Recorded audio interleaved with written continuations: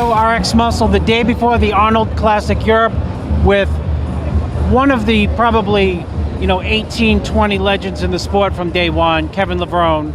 Of course, we're going to talk about your comeback and what you've been doing, since the Olympia. But tell us really first about your line here, because you have a big lineup, you have a whole ton of products, people are waiting in line to see you. So yeah. This is what, year 1, 2, or 3 with your line? Actually, Chris, it's year 2. This is the second year, and it's been doing really, really good. And I have to contribute that to all the times that I competed overseas. Our line is in 68 different countries now throughout the entire world. We're not quite in America yet. And, my strongest market is here overseas. Levrone Signature Series, we are one of the main title sponsors of, each and every event held over here. We're doing Prague. We're doing this show, the Arnold Classic. We're doing Germany. We're doing Russia. So you can always find us over here, man. And as you can see, the fans support the line very, very well. And I think one of the good things about this line is that it's a non-proprietary blend. I wanted to make a formula that was pretty much straightforward. When you read the labels, you get exactly what's in it. There's not a lot of guessing. I took all the guessing out of it. We came out with a clothing line. I just launched my clothing line actually at this event, which is doing really, really well. I'm actually wearing it now. This is the Levrone Signature Series top, bottoms. We got sweatpants. We got everything, and it's just a knockoff of the products. We got the shakers. We got a whole full line, and I'm just really supportive, really happy that the fans over here, that they actually like the line, because a lot of people come out with a supplement line and you get one-time buyers, and I've been down that road before, and they don't come back because of the taste. So we feel as though we nailed it over here. We got a great team, got a great marketing team, and it takes teamwork, man. So I'm very, very proud of it. Of course, everyone knows, over here the line is successful. Did having the line and wanting the desire to promote the line every which way you can, did that play any type of role in your comeback, or was the comeback just internal, in your heart and soul, this is what I want to do? Yeah, the line had nothing to do with it. And anybody that follow me on social media, Chris, I never said, hey, I'm doing this, or I'm never taking this before I go in the gym and train. That's why you have credibility. Yeah, you can go back and just look at the posts that I've done. It was just all about me training, working out in the gym, being Kevin. The way that I got my muscles to grow, and it was just raw. And I think people appreciate that. I wasn't walking around a walking billboard. I think I might have had a Levrone beanie on maybe about twice through the whole process. But the thing about the line is, the line sells itself. Of course it's Kevin Levrone's line. I'm not really trying to be the face, but people tag it with me, and the brand sells itself. I wanted to kind of mimic my marketing strategy, almost somewhat behind like Apple, what Apple did, with the phones and everything. And what I always do is I reinvent, come out with I'll add something new to the formula, and I'll come out with a 2017 version. So we're working on 2017. That's a Steve Jobs special, coming out with a new phone, better every year. You know what I mean? And that's what we're doing, because you do have companies that knock your stuff off. So we add a little something to the label. We redesign the label. It's like a new car.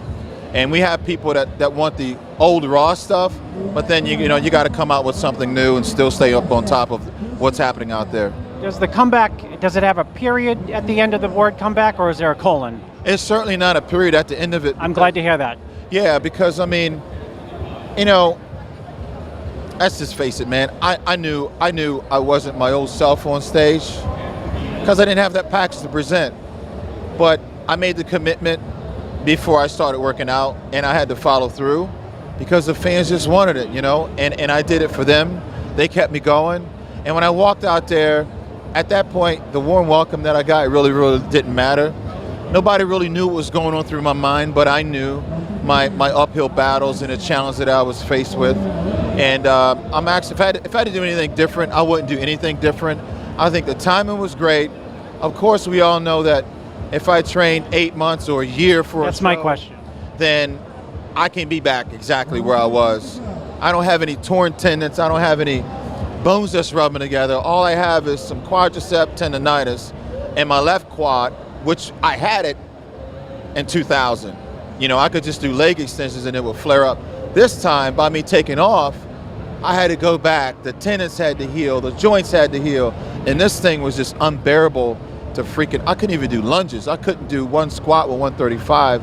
So, late into the game, hell, the doctor got me in 8 weeks before the Olympia. I had a PRP, which is a very, very advanced, advanced way of treating quadricep tendonitis.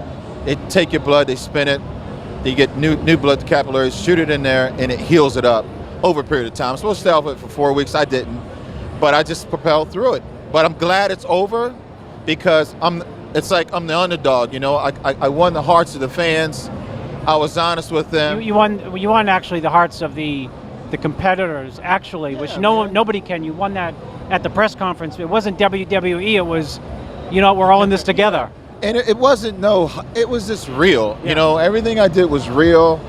And I'm glad I did, man, because now I got time. I got the fans cheering me on.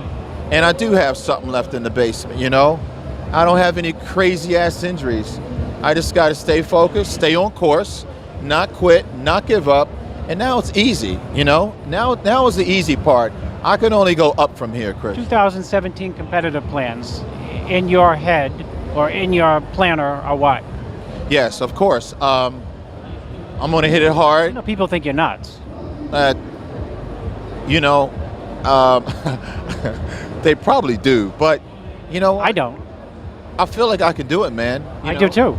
That's why I asked. yeah. I'd be disappointed if you said, "Oh, a period at the end to come back." Because I think where I'm at right now, with 8 months of training, hooking up with someone to do my nutrition, hooking up with somebody who knows what's going on, and I can tell you, these guys are bigger. They're a lot bigger than they were when I was backstage. A lot bigger. So technology certainly has changed. The training approach has changed. There's some things that I got to get up on top of, and I got to do my research and I got to do my homework. Good thing is I have time to do that. So I'm going to put together the team that I feel is fit best for me, and go out and do my homework and just propel forward best way that I can. there you have it. Chris Aceto with Kevin Levrone, legendary Kevin Levrone, the day before the Arnold Classic, and we'll see Kevin Levrone on an IFBB stage, and I predict winning a show in 2017. And people are going to say I'm nuts. If I don't win a show, there's no point in me coming back. But I know I'm going to say damn well that I can win an IFBB show. So We'll see you, Kevin, on stage in 2017.